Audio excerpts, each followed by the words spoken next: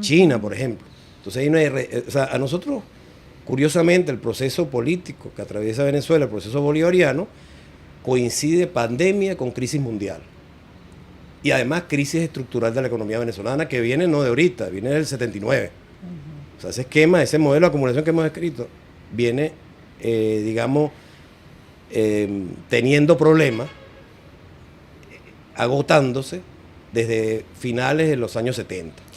Claro, pero fíjate que ese escenario que se configuró con la conjunción de esos efectos, pandemia, crisis económica mundial, crisis estructural de la economía venezolana, sanciones, no produjo el escenario apocalíptico que muchos predecían en ese momento. No.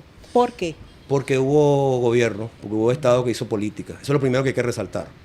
Sobre todo por aquellos fundamentalistas o religiosos de la economía que piensan que la... No se vayan a creer que nada más hay cristianismo y judaísmo y musulmán. También hay economistas y sociólogos que tienen una religión propia. Hay economistas ortodoxos y sociólogos positivistas. Así es. Bueno, con todo el respeto por los economistas y por los sociólogos. No, de paso. Lo interesante de todo esto es que se permita el debate de la variedad, ¿no? Uno puede tener un punto de vista heterodoxo, pero es interesante debatir este tipo de temas, ¿no? Por eso que es importante lo que tú llamas el respeto, ¿no? Por las posiciones, pero lo que se ha evidenciado es que hubo capacidad del Estado y del gobierno que administra ese Estado de vislumbrar en un momento muy caótico. O sea, yo te explicaba antes de la entrevista que en 2019 yo escribí algo que nunca publiqué, que se llamaba El cambio estructural que nadie buscó y que se dio en el corto plazo. O sea, nosotros tuvimos acá circulando 6 monedas. Pero se pueden dar aquí o en cualquier parte del mundo cambios estructurales a corto plazo. O sea. No, eso es contradictorio. Me lo escucha un profesor de economía y debe decir, los cambios estructurales por definición no son a corto plazo, pero aquí pasó algo, se volteó la economía. Se volteó todo lo que es el sector financiero, para no extenderme. Se volteó toda la lógica de contratación en el mercado de trabajo. Teníamos 6 monedas circulando. 6 monedas circulando, nadie se acuerda. Había una escasez extrema. Y sin embargo, la economía, eso generó, pues eso es lo paradójico, lo dialéctico de las situaciones, eso generó posibilidades que fueron aprovechadas, fueron vislumbradas por la conducción de la política económica, generó situaciones donde, por ejemplo, empezó, como te explicaba, empezó a faltar el champú, tú tenías que recorrer Caracas para buscar un champú a un precio determinado, por ejemplo. Muchachos, yo me acuerdo que uno de los proyectos que hizo mi hija en 6º grado era la elaboración de champú y de desodorante. Y jabón, por ejemplo, que son los procesos industriales, en el caso del jabón, más sencillos. Y tú empezaste a ver tiendas en Caracas que ni siquiera con la pandemia pararon, donde traían a la producción agrícola, donde traían, los productos agrícolas, ¿no? Hortalizas, tubérculos, fruta. Había un coeficiente importado, pero era minoritario, de alguna fruta. Entonces el gobierno hizo política económica, sobre todo a partir del 2017, porque los primeros años no fue fácil. Los primeros años que asumió el presidente Maduro no fue fácil. Pero sobre todo a partir del 2017 hubo como la posibilidad de coordinar política. Y lo primero que había que hacer es estabilizar. Y se logró estabilizar. Eso es lo más sorprendente. Algo que quieren, puedo utilizar una palabra que no me gusta mucho, pero que es interesante, omnibular los medios de comunicación o los medios de información internacional y locales.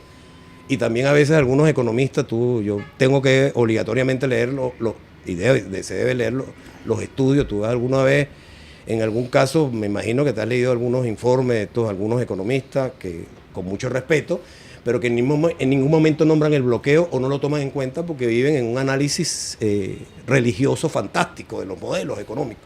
Entonces, esa situación produjo una condición extraordinaria que se vio en principio en la agricultura y en la industria se dio de otra forma.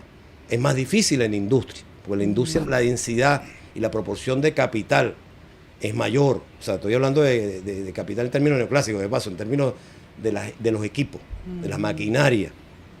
O sea, los procesos son más complejos y las escalas son más complejas. Pero más, sin embargo, y disculpa Por eso te decía, el petróleo para bien y para mal. El petróleo y las empresas básicas de paso, la particular configuración de la economía venezolana durante todo el siglo pasado, la mitad del siglo pasado, todo el siglo pasado y sobre todo la mitad del siglo pasado, permitió encadenamientos productivos donde se generaron capacidades en la industria metalmecánica, por ejemplo, en la industria química, en la industria plástica. Mira, cuando yo estuve en Mercosur, ahí yo me di cuenta que nuestros plásticos, nuestros envases de plástico eran de altísima calidad, para no hablar más de otros países, o de otros países de América Latina y del mundo, ¿no? La calidad de los productos y de la química y de los niveles profesionales. O sea, por eso que el petróleo no debe verse en términos mitológicos.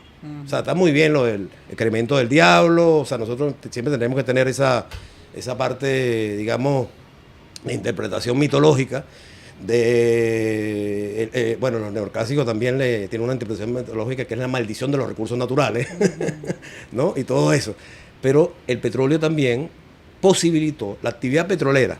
Mira, un punto que se incrementa la actividad petrolera, bueno, con cifras disponibles de hace unos años, sacando una matriz insumo-producto, los coeficientes técnicos, genera un incremento en la industria, precisamente, la industria manufacturera genera un incremento superior al 1%, 1.4%. O sea, hay un encadenamiento que se generó con las industrias básicas y con el sector petrolero. Y por eso tenemos una herencia, una capacidad instalada y una capacidad, digamos, también humana, profesional.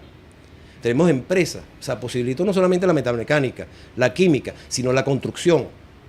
Aquí tuvimos que demoler el viaducto en 2004 de La Guaira y se construyó en pocos meses. ¿Y quién lo construyó? Una empresa venezolana, que no quiero, por ahí van a salir, ¿no? Está haciéndole propaganda. No, sencillamente fue capital venezolano, ingeniería venezolana que llegó a exportar esa ingeniería. Así es. Entonces, Laiguana.tv, la verdad hecha tendencia.